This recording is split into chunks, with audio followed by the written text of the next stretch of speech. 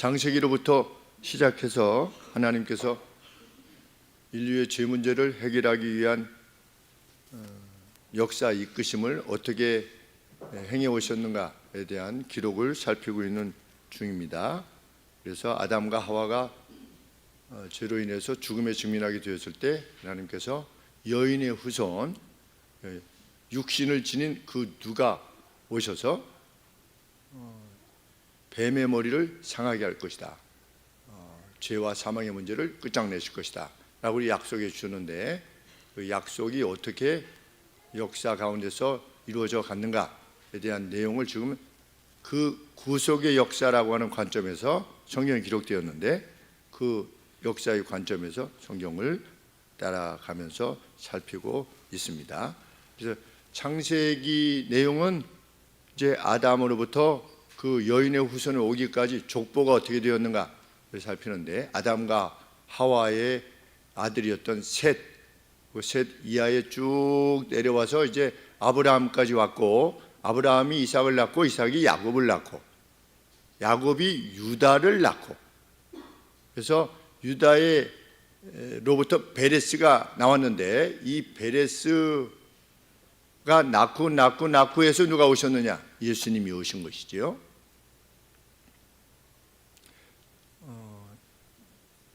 하나님께서는 요 유다가 오기 전에 그의 할아버지였던 아브라함에게 약속하셨습니다.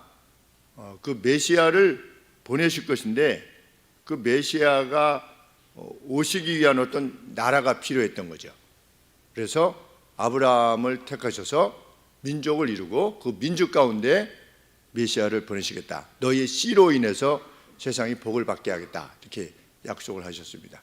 그러니까 하나님의 아브라함과 아담과 하와에게 주신 그 큰 약속 가운데 아브라함에게 주신 약속이 속해 있는 거죠. 그래서 하나님께서는 아브라함의 후손이었던 야곱, 그 야곱의 70명을 이제 이집트로, 애굽으로 이주하게 하십니다. 그것이 창세기 50장의 마지막 내용이죠. 그래서 이제 들어갔습니다. 들어가서 약 250년 내지 280년 뒤에 그 70명이 남녀 합쳐서 적어도 한 200명 정도, 200만 명 정도의 거대한 어떤 민족을 이루게 되었다. 그때 하나님께서 모세를 보내셔서 그들을 애굽으로부터 인도하여 내도록 하셨다. 그런데 모세를 통해서 그 백성을 인도하여 내신 그 내용이 약 400여 년 전에 하나님께서 아브라함에게 약속하신 내용 그대로였다. 내가 그들을 친 다음에 내보낼 것이다. 그리고 나갈 때 많은 재물을 가지고 나올 것이다. 그렇게 아브라함에게 약속하셨는데, 과연 애굽에서 나올 때에 10가지 이적을 통해서 하나님께서는 애굽을 징치하셨죠. 처음부터 징치하신 것이 아니라 말을 듣지 않으니까 하나님께서 결국 10번째까지 징치를 하시게 되었고, 이후에 놀랍게도 애굽 사람들이 이스라엘 사람들을 총애하여서 많은 재물을 주었는데, 그것을 가지고 지금 가나안을 향해서 가고 있는 것입니다. 그 내용이 출애굽기의 내용입니다. 근데 출애굽기의 내용은 어떻게 모세가 불림을 받았는가, 그리고 모세가 이집트로부터 어떻게 이스라엘 백성들을 이끌어 왔는가, 그 과정에서 어떠한 일들로 하나님께서는 이스라엘 백성들을 이끄시고 보호하셨는가, 그런 내용들을 쭉 이제 시간적인 것을 따라 순서를 따라서 기록해 놓았고, 그 뒤쪽에 출애굽기 19장 이하에는 하나님의 법을, 십계명을 비롯해서 하나님의 법 일부를 기록해 놓으셨습니다.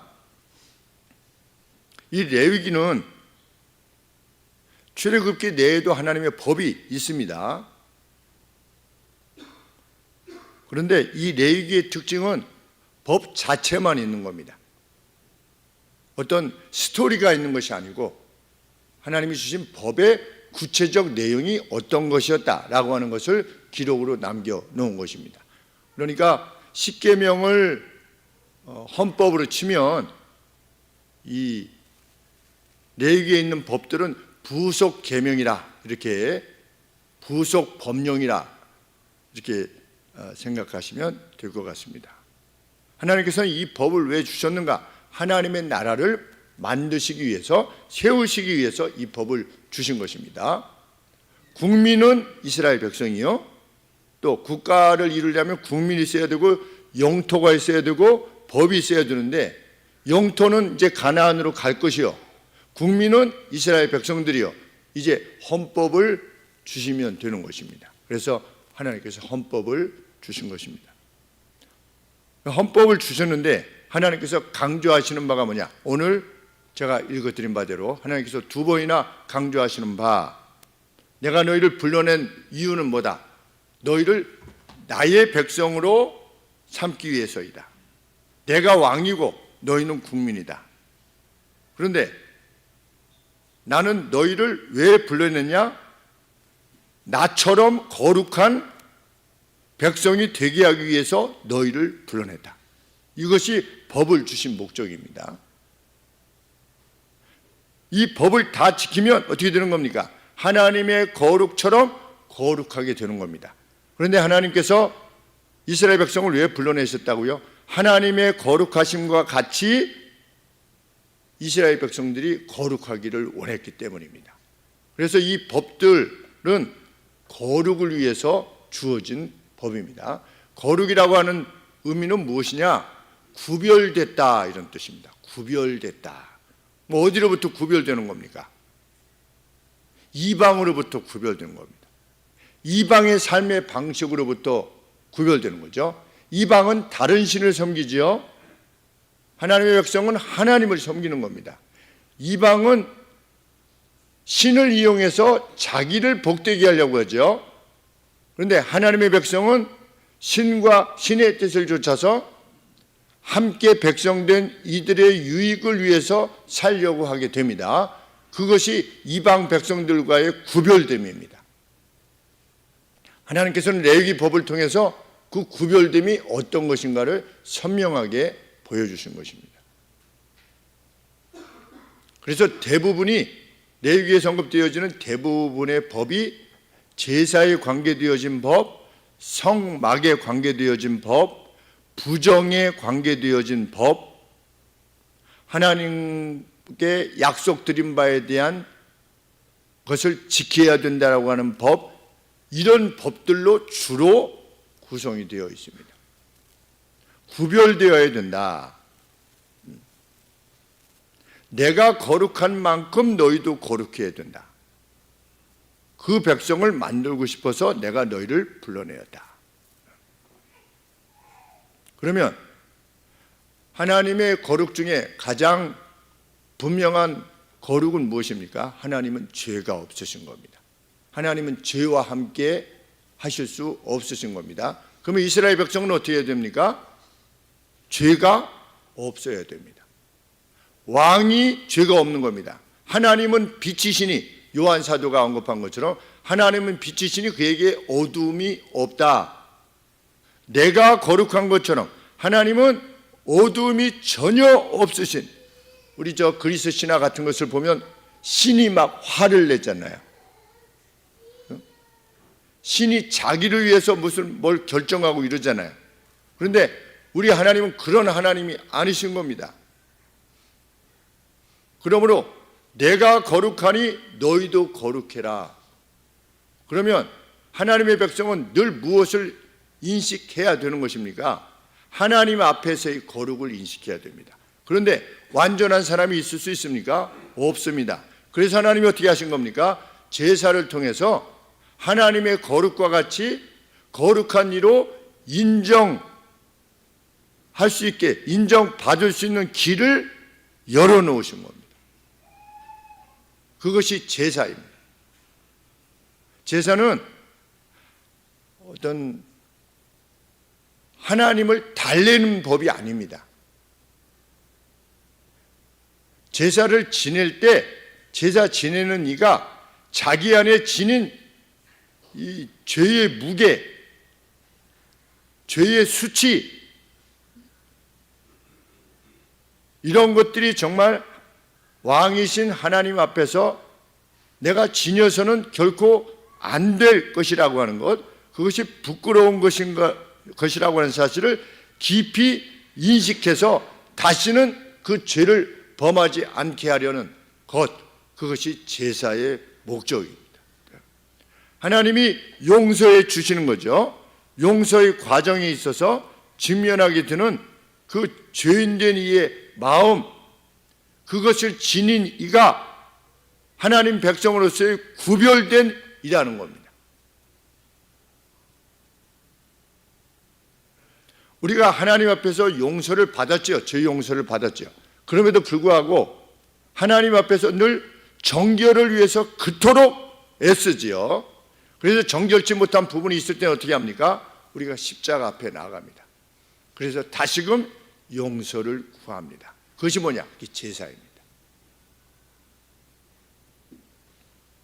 그래서 제사의 관계에 대해서 레위기에서는 아주 많은 부분을 할애합니다. 총 5가지 제사가 있지요. 그런데 그 소제만 빼고서는 나머지 4가지 제사, 번제, 화목제, 속죄제, 속건제, 이 죄들 그 기반에 뭐가 있는 겁니까? 피 흘림의 제사가 있는 겁니다. 각각 다른 이유들로 하나님 앞에 나아가지만 다른 이유들로 나아가는 그 저변에 무엇을 베이스로 까느냐? 속죄를 베이스로 깔고 하나님 앞에 나아가게끔 하나님께서 법을 주셨습니다. 제사 지내는 법은 어떻습니까? 제사에 있어서 가장 중요한 것은 고기입니까? 피입니까? 피지요. 그렇죠. 피입니다.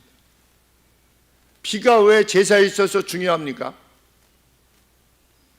피가 생명이기 때문에. 하나님의 거룩은 어떤 것입니까? 그 누가 죄를 지으면 반드시 생명으로 보상해야만 된다.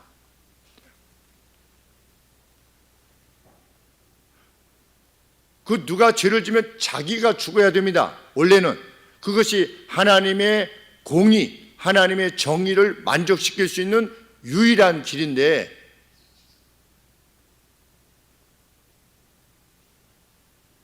짐승이 이 주인인 죄인의 죄를 대신 지고 그 생명을 내어놓아 그 피로 하나님의 제단 앞에 가서 뿌릴 때에 이 주인이 용서를 받는 것이죠. 그런데 사람이 죄를 지었는데 왜 동물이 죽음에 의해서 용서를 받는가? 이 동물의 피가 누구의 피에 대한 예표다? 이후에 오실 예수님의 피에 대한 예표이기 때문에 아직 동물의 피를 하나님 앞에 이렇게 드림으로 사실은 제가 죽어야 되는데 이 동물이 대신 죽습니다. 저희들을 용서해 주옵소서 라고 드리는 이가 진정으로 용서받을 때는 언제다? 하나님이 약속하신 메시아의 피를 믿고 그 일을 행하는 사람, 그 일을 행했던 이가 용서를 받았던 것이죠. 그래서 제물을 가져옵니다. 하나님은 야생동물을 안 받으셨죠. 왜? 대가를 지불하지 않는 거니까. 야생에 무슨 물소 같은 게 있지 않겠습니까? 근데 야생에 있는 물소를 잡아다가 하나님 앞에 제물로 드릴 수가 없습니다. 왜? 자기하고 일치하지 않으니까. 그래서 어떻게 했습니까? 자기의 가축 중에서 3대 절기 중에는 예루살렘까지 너무 멀기 때문에 사는 것을 허락하셨지만 예루살렘 근처에 와서 그 제물을 사가지고 하나님 옆에 드리는 것을 허락하셨지만 기타의 때에는 자기의 가축 중에서 어떻게 하는 것입니까? 자기랑 일치시키는 거죠. 아이덴티파이 하는 겁니다. 그래서 이 동물을 데리고 와가지고서 동물 머리 위에 자기의 2손을 얹고 그 위에 제사장이 손을 얹고 제사장이 선언하기를 무엇이라고 선언하는 겁니까? 이 동물이, 이 사람이 죽어야 되는데 이 동물이 이 사람의 생명을 대신해서 죽습니다 라고 선언한 다음에 이 사람이 이 동물을 가지고 가서 어떻게 하는 겁니까? 자기가 잡는 거죠. 그 잡는 과정에서 그 생명이 끊어진다고 하는 것이 얼마나 고통스러운 일이요, 얼마나 절망스러운 것인가. 동물 잡을 때 그 멱다는 소리라고 하죠. 멱다는 소리. 우리 좀 연세 드신 분들은 돼지 멱다는 소리를 들어보셨죠? 돼지 멱다는 소리. 돼지 죽일 때 이제 목을 이렇게 찔러서 피를 내 가지고 이렇게 죽일 때 그 돼지 죽는 소리를 저도 어렸을 때 이렇게 들었는데 정말 비참합니다. 그 소리를 옆에서 들었던 다른 돼지가 3일 동안 아무것도 안 먹었어요. 정말로. 옆에 돼지들이, 자기랑 같이 있던 돼지가 이제 외할아버지 환갑 때 이제 돼지를 잡아가지고 겠는데, 나머지 돼지들이 그 돼지가 잡혀서 죽는 것을 보고 3일 동안 먹질 않았어요. 나머지 돼지들이. 그러니까 그것들도 인식을 하는 거죠. 그걸 뭐 좌절이라고까지 말할 수 있을지 모르겠지만 여간에 뭔가를 느끼는 겁니다. 그런데 이 제사자가 자기가 직접 그걸 잡아야 되는 겁니다. 가죽도 다 벗겨야 됩니다. 자기가. 그 가죽 벗길 때 토끼 고기 가죽 벗기는 거 봤는데 정말 징그럽지요. 뭐 쳐다보기도 막 그럴 정도로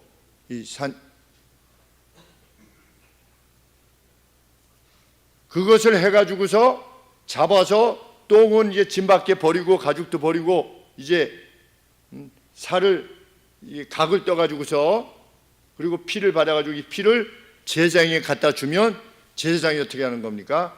하나님께 제사 드리는 이 제단에다가 피를 뿌려가지고서 이 사람이 지은 죄를 용서해 주시기를, 이 생명이 대신 죽었습니다. 이 사람이 죽어야 되는데. 그것을 통해서 하나님과의 관계를 다시금 회복시키는 제도를, 방식을 하나님께서 제공해 주신 거죠.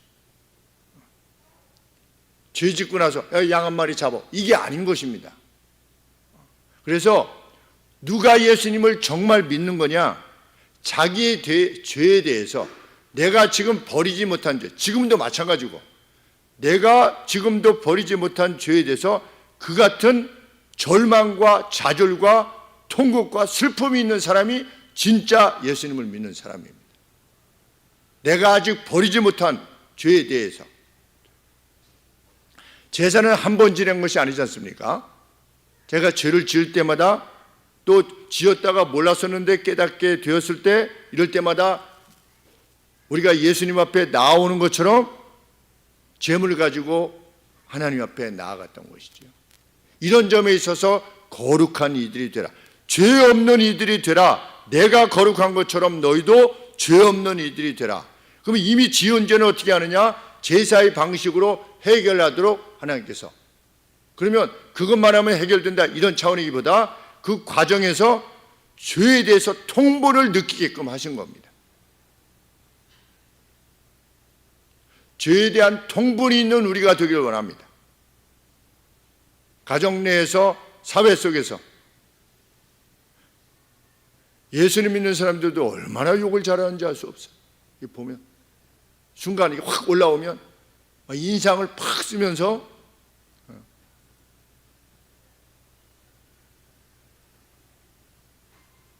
그 죄를 해결해라. 내가 거룩한 것처럼 너희도 거룩해야 된다. 그런 너희가 되게 하기 위해서 내가 너희를 애굽에서 이끌어냈다. 오늘 우리가 하나님의 백성으로 이끌림을 받은 이유입니다. 구별된 거죠. 세상 사람들과 구별된 겁니다. 죄에 대한 인식이. 세상 사람들은 뭐라고 생각합니까? 내가 무슨 죄를 졌어 그렇게? 왜 예수가 내 대신 십자가에 죽어? 내가 무슨 죄를 졌는데? 나는 법 없이도 살만한데. 그런데 하나님의 백성은 영광의 하나님 앞에서, 빛 되시는 하나님 앞에서 자신의 죄악을 인식하는 겁니다. 죽을 때까지. 구원 받았으나 여전히 오염된 부분들을 내 삶의 중심으로부터 몰아내기 위해서 힘을 다하는 것이죠. 그래서 예수님 앞에 늘 나아오는 것입니다. 그것이 제사법의 목적입니다. 그래서 하나님은 피를 먹지 못하도록 하셨습니다. 내가 이 피를 너희에게 주어 단에 뿌려 너희의 생명을 위하여 속하게 하였나니 생명이 피에 있으므로 피가 죄를 속하느니라. 17장 11절 말씀입니다. 그래서 피의 용도를 오직 속죄하는 데만 사용하도록 하신 겁니다. 그래서 먹지 못하도록 하신 겁니다. 히브리서 9장 12절에서도 염소와 송아지의 피로 아니하고 오직 자기 피로 영원한 속죄를 이루사 단번에 성소에 들어가셨느니라. 그러니까 구약에 죽었던 이 양들의 이 피가 누구의 피다? 이후에 오실 예수님의 피였다는 것입니다. 그림자와 실체가 오신 것이지요.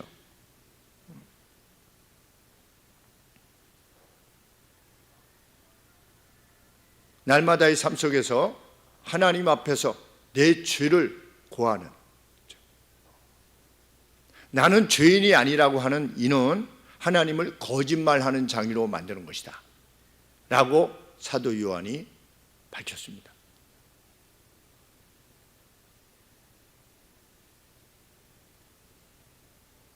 과연 나는 어떤 차원에 있어서 내 삶에 있어서 내 자신을 하나님 앞에서의 죄인으로 인정해 왔는가?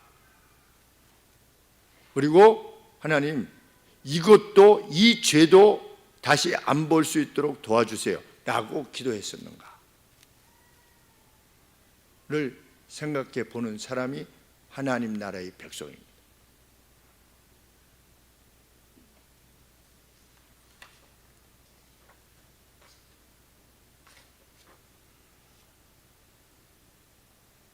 하나님께서는 또 먹을 수 있는 음식과 먹을 수 없는 음식을 정해 주셨습니다. 먹지 못할 네 발 달린 동물들, 그리고 먹지 못할 새 종류들, 먹지 못할 물고기 종류들, 그 반대로 먹을 수 있는 것들, 먹을 수 없는 것들을 정해 주셨습니다. 그런데 먹을 수 없는 동물들의 특징은 뭐다? 먹을 수 없는 동물들의 특징은 다른 것을 잡아먹는 동물들이다.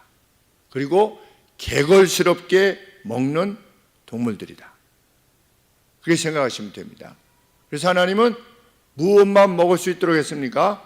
초식동물, 남을 해치지 않는 그런 이미지를 지닌 동물, 그리고 되새김질을 해야죠. 그 돼지는 되새김질을 못하는 거죠. 그래서 못 먹게 하죠. 하나님께서 양, 소, 염소 이런 것들, 그러니까 초식동물이고 온순한 동물들만 취할 수 있도록 하셨습니다.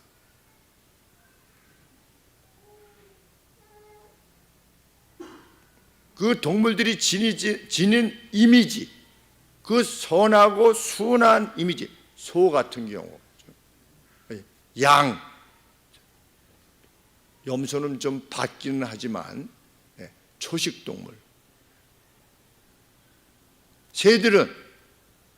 새들도 먹지 못했던 새들의 중심 내용은 무엇입니까? 다른 걸 잡아먹는, 그래서 올빼미, 수리부엉이, 뭐 이런 그런 동물들은 하나님께서 먹지 못하도록 하셨고, 새도 아니고 그냥 뭐 이렇게 이것도 아니고 저것도 아닌 것 같이 생긴 타조 못 먹게 하셨죠.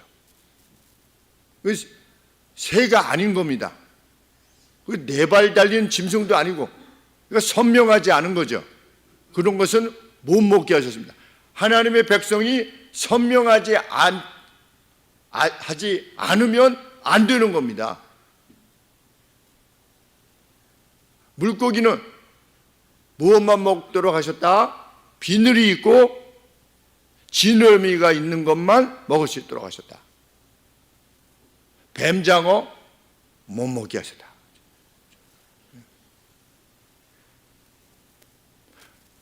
아, 이거 참 물고기 같이 생겼다 라고 하는 것만 먹을 수 있도록 하셨고, 이 뻘 같은 데 사는 것을, 그 진흙벌 같은 데 이렇게 사는 것을 하나님께서는 허락지 아니하신 것입니다.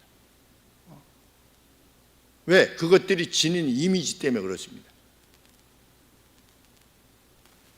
진흙탕 같은 데서 그냥 뒹굴면서 사는 그러한 삶, 하나님의 백성이 행할 수 없다는 것입니다. 남을 잡아먹는 난폭한 삶, 남의 것을 취하는 그러한 삶, 그 하나님의 백성에게 합당치 아니하다는 겁니다. 그것은 다 부정한 겁니다. 하나님의 백성이 그렇게 행할 때 하나님께서는 그들의 캠프 내에 같이 함께 하실 수 없다는 겁니다. 하늘소망교회에 하나님이 함께 하시느냐 하시지 않느냐는 누구에 따라서 결정이 나느냐?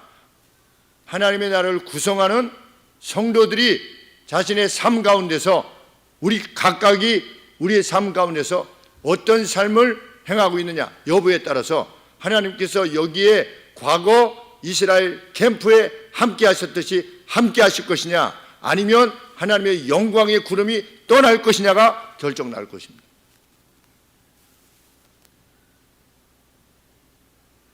만일 전체가 하나님의 법을 따르지 않는다면 하나님께서 그 영광이 캠프로부터 떠날 것입니다. 그런데 다른 이들은 하나님의 그 영광 가운데 행하려고 하는데 어떤 이들이 일부 그렇게 하지 않을 것이다.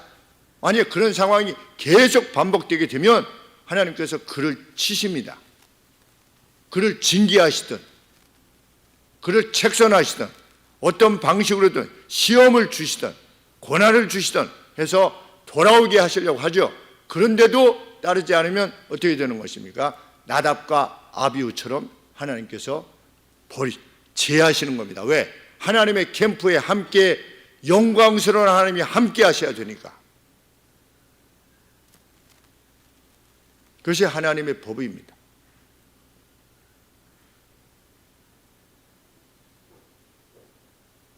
하나님께서는 또 피부병 등 여러 가지 이유로 부정한 이들이 하나님의 성물이나 성막에 가까이 오지 못하도록 하셨습니다. 우리가 하나님의 거룩을 그만큼 인식해야 됩니다. 온전하지 않고서는 하나님 앞에 나아갈 수가 없는 겁니다. 그래서 누구든지 하나님 앞에 나아가려고 하면 어떻게 하는 겁니까? 먼저 피를 통해서 용서함을 받고 정결함을 받고 아니면 흐르는 물에 손을 씻고 그 다음에 하나님 앞에 나아갈 수 있도록 하신 겁니다. 하나님께서는 정결의 방법을 이미 주셨습니다. 주시고서 이 정결한 방법을 따르지 않은 채 하나님 앞에 나오는 것을 허락지 아니하신 겁니다. 그러므로 누구든지 하나님의 백성이기를 원한다면 자신들이 지은 죄, 아직 버리지 못한 죄를 하나님 앞에 용서를 받고 하나님 앞에 나아오고자 할 때에 하나님께서는 누구나 받으시는 거지.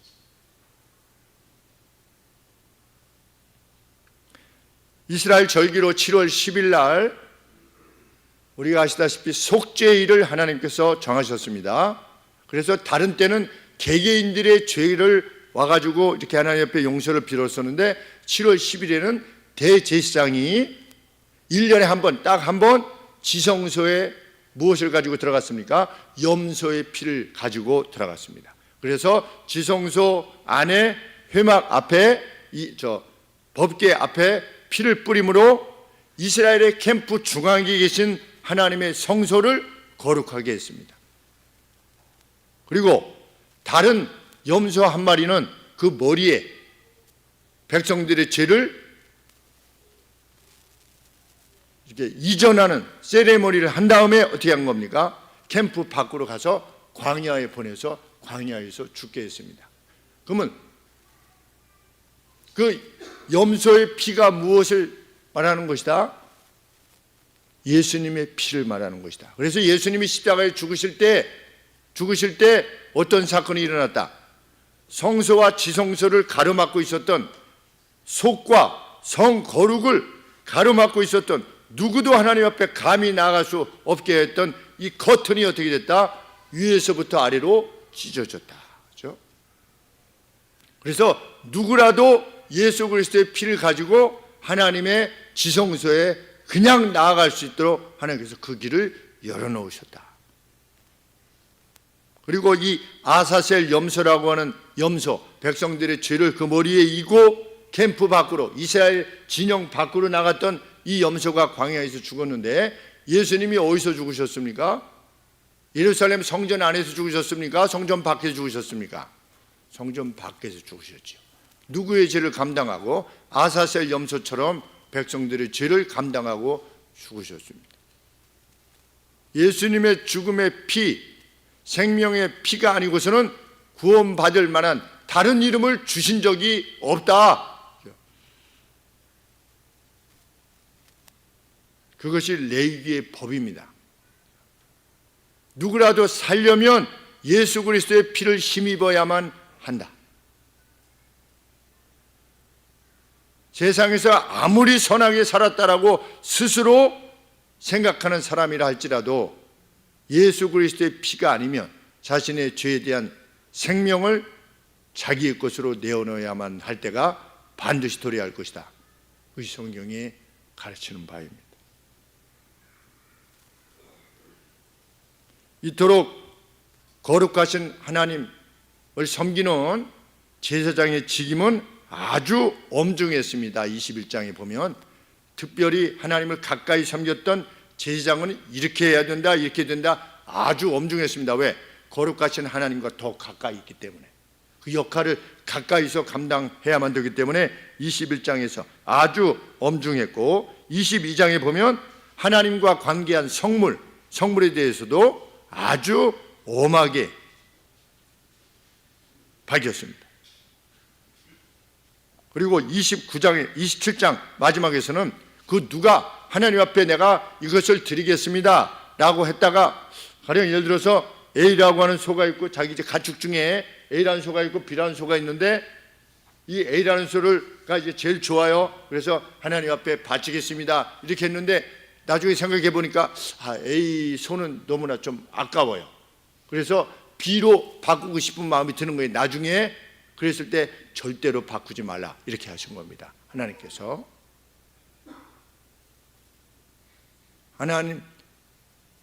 하나님을 그만큼 실제적인 분으로, 나의 서원을 듣고 계시는 분으로 인정할 만큼, 그만큼 거룩한 백성들, 구별된 백성으로 살라고 하는 말씀입니다.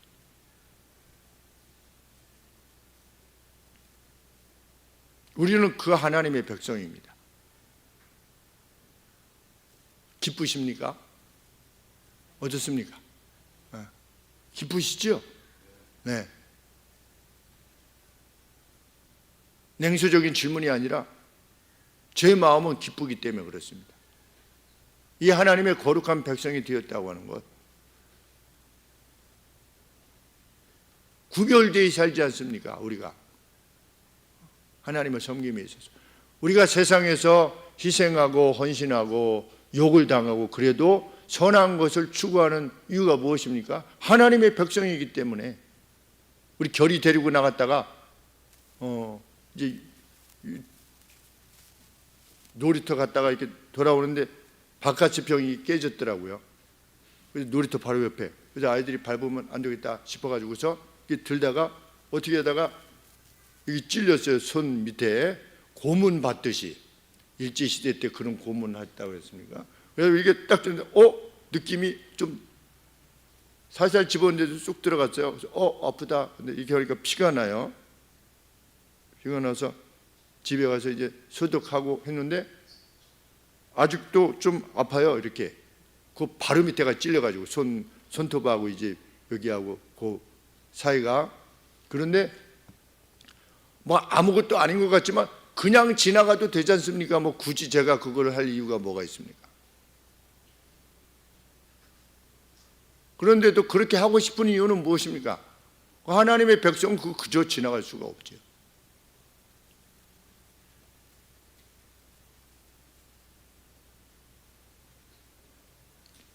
도로에 제2자유로 같은데 이 도로에 뭐가 이렇게 떨어져 있으면 112로 신고하지 않습니까? 뭐 그냥 가도 되잖아요. 근데 꼭 신고하는 이유는 무엇입니까? 한 100번 정도는 한 것 같아요. 누군가의 삶이 위태롭게 될 수 있지 않겠습니까? 밤 같은데 보통 차들이 그냥 이러고 그냥 지나가지요. 근데 어떨 때는 내려서, 차들이 이렇게 많지 않을 때는 내려서 그걸 치우기도 하고. 그렇게 하는 이유는 뭐냐? 그것이 하나님이 말씀하시는 거룩이라 믿기 때문입니다. 세상과 구별된, 하나님께서 헌법을 주신 이유는 무엇입니까? 이집트에도 법이 있지 않았겠습니까? 이집트 법. 구별된 법이 있죠. 이방과의 구별된 법. 그래서 하나님께서는 성적인 타락에 대한 법도 주셨죠. 레위기 법에 보면 이렇게 하지 말아라, 근친상간하지 말아라, 이런 법을. 그런데 그 앞에 내용이 뭡니까? 이방과 같이 하지 말아라. 근데 당시에 이방은 그냥 근친상간, 고모도 범하고 이모도 범하고, 그것이 그들의 삶이었던 겁니다. 왜 가나안 백성들이 축출되고 다 죽어야만 됐느냐? 그냥 고모도, 그냥 이모도, 자기 서모도 그렇게 행했던 것이 그들의 풍습이었던 것입니다. 그래 하나님께서 다 몰아낼 수밖에 없는 것이죠. 이스라엘이 들어가야 되니까 니네들 나가, 이게 아니고 이스라엘이 팔레스타인 사람들을 몰아낸 그런 식이 아니었던 겁니다. 그 악을 징벌한 것이지요. 그래서 하나님께서 아브라함에게 뭐라고 말씀하셨습니까? 400년 동안 있다가 그 들어갈 거다. 왜? 아직 아모리 족속의 죄악이 넘치지 않기 때문이다. 죄악도 안 범했는데 거기다가 니네들 나가, 이렇게 하시는 것이 하나님의 정의일 수 없지 않겠습니까? 하나님께서 그렇게 하신 것이죠.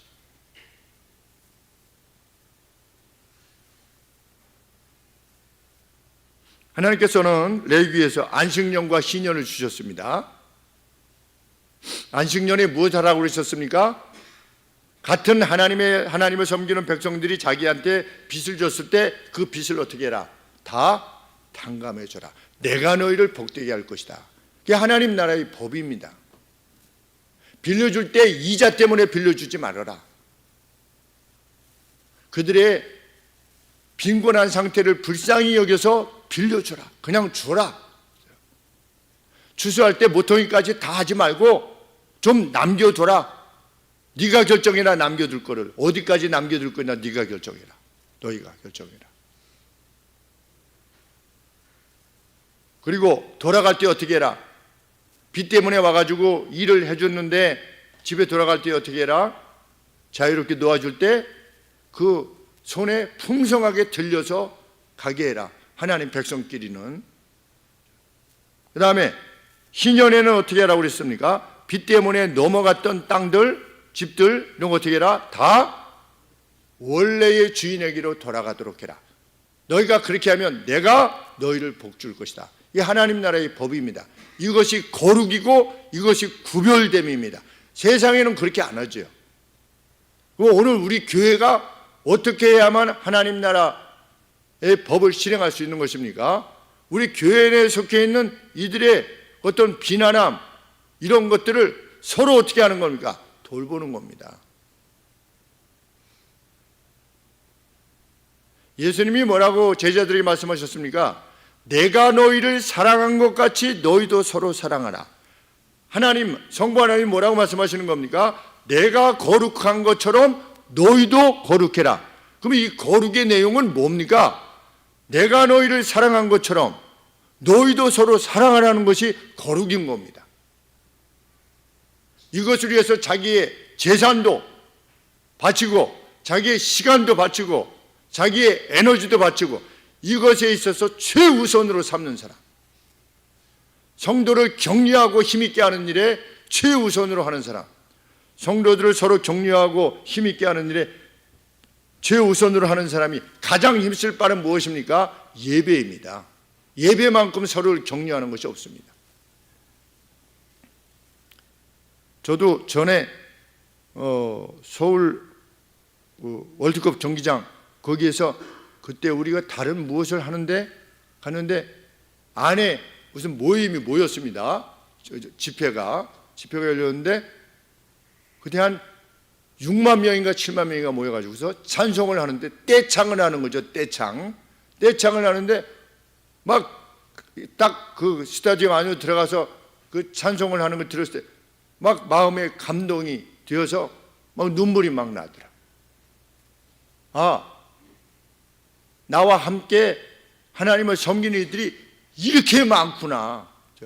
이러한 열의를 지녀서 거기까지 모여서 함께 예배를 드리는 분들이 이렇게 많구나. 아주 지극한 감동이 됐었습니다. 그래서 하나님께서는 집회를 허락하신 거죠. 우리가 이론적으로 보면 혼자 예수님 믿을 수 있을 것 같지 않습니까? 그렇죠? 성경 말씀대로 저도 어렸을 때 그런 마음이 들었었는데 교회가 좋고 뭐 이랬지만 그 누군가 우리 이북처럼 혼자 교회에 못 가도 성경 말씀이 있다면 그걸 가지고 내가 하나님을 섬길 수 있겠구나 이런 생각을 했는데 성경의 가르침은 그것이 아닌 것이죠. 거룩한 어셈블리, 그렇죠? 회집, 그것이 뭡니까? 그게 예배죠.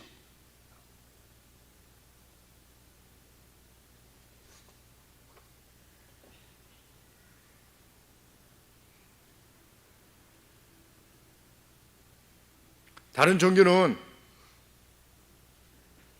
몇 번 나와야 된다는 것도 없고 주일에 한 번 나와야 된다는 것도 없습니다. 그렇죠? 성당은 주일을 지켜야 됩니까? 성당은 주일을 지킵니까? 못 가면 토요일로 갑니다. 그게 주일을 지키는 겁니까? 자기 마음대로 지키면? 그게 무슨 지키는 겁니까? 절은 일주일에 한 번씩 꼭 가야 됩니까? 한 달에 한 번씩 꼭 가야 됩니까? 자기가 가고 싶을 때 갑니다. 이 점에 있어서도 하나님께서는 하나님의 백성에게 명백히 밝히신 겁니다. 주일을 지키기를. 신약에서는 주일이 없죠. 주일 지키라는 것이. 느헤미야 이세장 되는 분이 신약에는 11조 지키는 게 없대요. 내라고 하는 말이 없다는 거죠. 있습니까? 없습니까? 신약에 11조를 해야 된다고 말씀이 있습니까? 없습니까?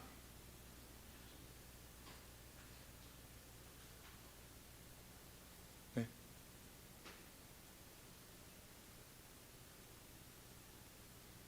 있지요? 누가 말씀하셨습니까?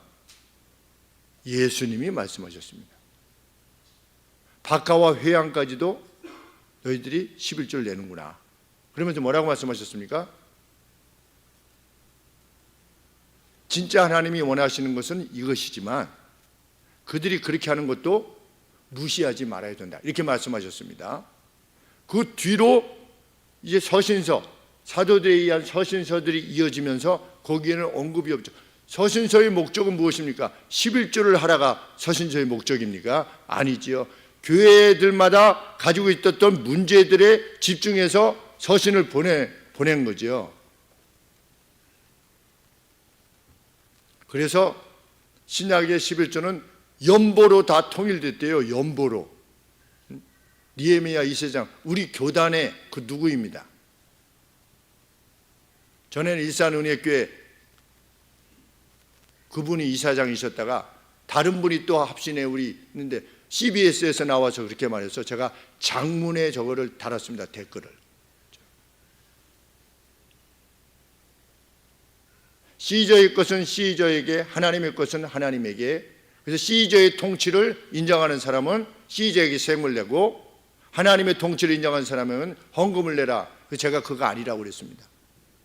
제가 여러분들에게 뭐라고 말씀드렸습니까? 그 데나리온, 앞에 뭐가 써 있다? 그 황제가 자기 아버지가 신의 아들이다. 신적인 영광, 하나님의 것인 신적인 영광은 황제에게 돌릴 수 없다라는 말씀입니다. 이렇게 제가 기술을 했는데,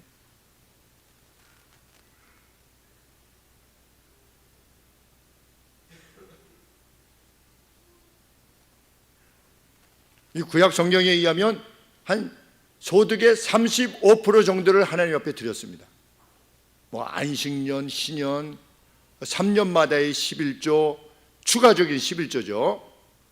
고아와 객과 또 레위인들을 위해서 10분의 1을 3년마다, 매 3년마다 따로 또, 그러니까 그 해에는 10분의 1을 냈던 거죠. 이런 것을 다 고려하면 한 35% 정도 된다고 그러는데, 하나님의 백성이 그렇게 행했던 겁니다. 누가 그렇게 합니까? 생에 있어서. 그런데 내가 그렇게 할 때 내가 너희를 복주마, 너희의 밭에 너희의 광주리에 복을 주마. 이 점에 있어서 세상과 다른 구별된 존재들이 되라.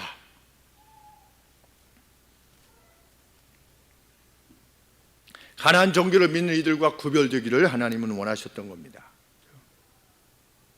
그런데 이 법을 주시는 과정에서 두 가지 사건에 대해서만 기록을 남기고 있는데, 한 가지 사건은 뭐냐? 나답과 아비후의 사건입니다. 아론의 아들, 지금 하나님께서 법을 주시고 있는 차에 나답과 아비후가 스트레인지 파이어라고 성경에 표현했는데, 이상한 불, 하나님이 명하시지 아니한 이상한 불로 제사를 드리고자 했어요. 하나님께서 어떻게 하셨습니까? 두 아들을 죽이셨습니다. 그리고 24장 10절부터 23절의 내용을 보면 이스라엘 사람들 둘이 싸우다가 한 사람이 하나님의 이름을 모욕했어요. 그 사람도 돌로 쳐서 죽임을 당했어요. 이 두 사건이 나옵니다. 이 레위기의 법은 무엇으로 지켜야 된다? 생명을 다해서 지켜야 된다. 가벼울 수 없는 법이라는 것이죠. 이만큼 레위기에서 주신 법이 무거웠던 겁니다.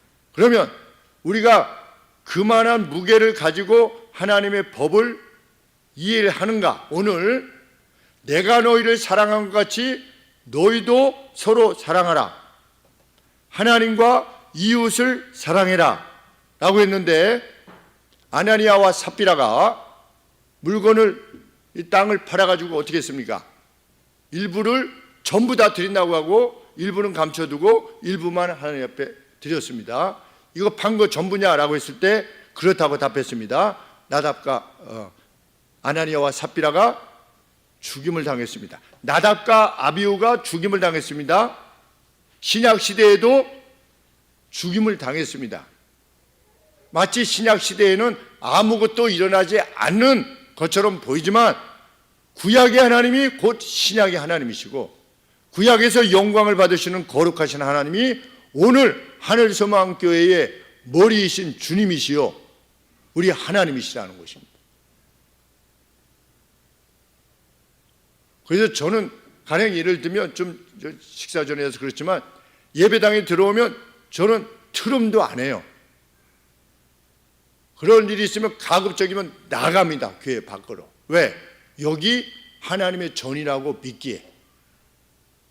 하나님 여기에만 계십니까? 아니지요. 그래도 하나님의 이름이 있을 때 그렇게 하나님 앞에서 하려고 하는 것입니다. 그 마음으로 세인트, 거룩한 무리들인 성도들을 대하려고 하지요. 하나님의 거룩한 이름이 있으신 영혼들이기에.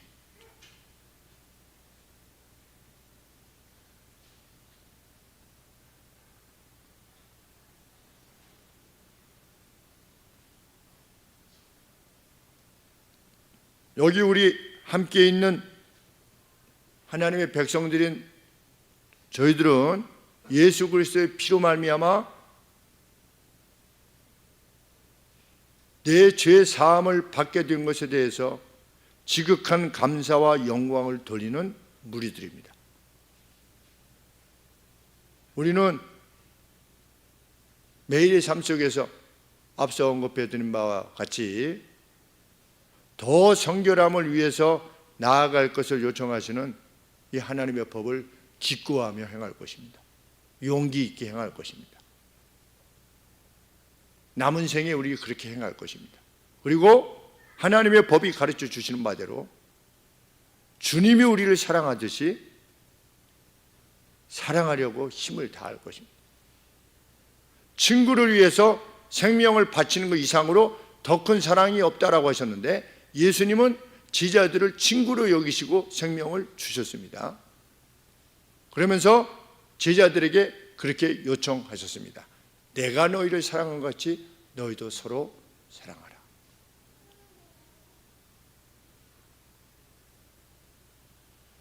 우리는 교회 내에 있는 성도들을 위해서도 그렇게 사랑할 것이지만 우리가 아시다시피 갑자기 가장인 목사님을 잃고 과부가 되셔서 두 아들을 키우셔야만 되는 우리 사모님 가정에게 우리 교회에서 매달 결정해서 보내드리고 있죠.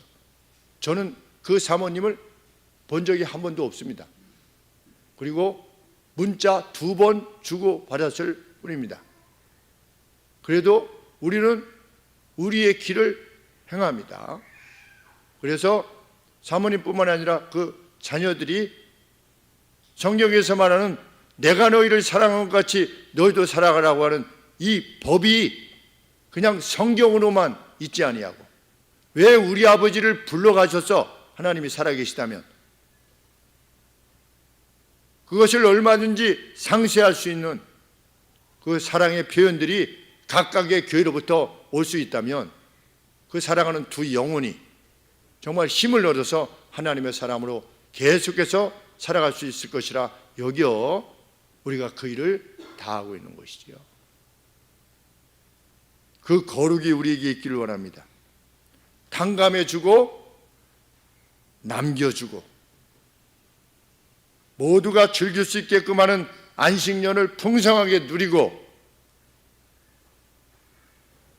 더욱 저희 교회가 그 기쁨의 교회, 하나님의 법이 살아있는 교회가 되기를 소원합니다. 기도하겠습니다.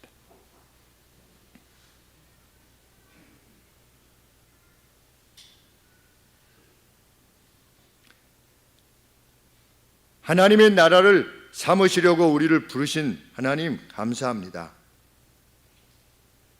주신 법의 내용들을 살필 때 세상에서 결코 경험할 수 없는 깊은 말씀을 인식하게 됩니다. 하나님 앞에서 행하는 저희 되게 하시고 하나님 앞에서 함께 거룩하게 삼으신 거룩한 무리들을 위하여 우리 생애를 다하는 예수님이 생명을 주셨듯이 함께 예수님을 믿게 된 성도들을 위하여 생명 다하기까지 사랑하는 저희가 되게 하옵소서. 온 무리가 하나도 빠짐없이 하나님께서 기뻐하시는 이 길 가게 하시고 훗날 우리 주께서 판단하실 것인데 하나님 거룩한 반열에 별과 같이 영원토록 빛나는 그 반열에 저희 모두가 함께 서 있게 하여 주옵소서. 예수님의 거룩하신 이름으로 기도합니다.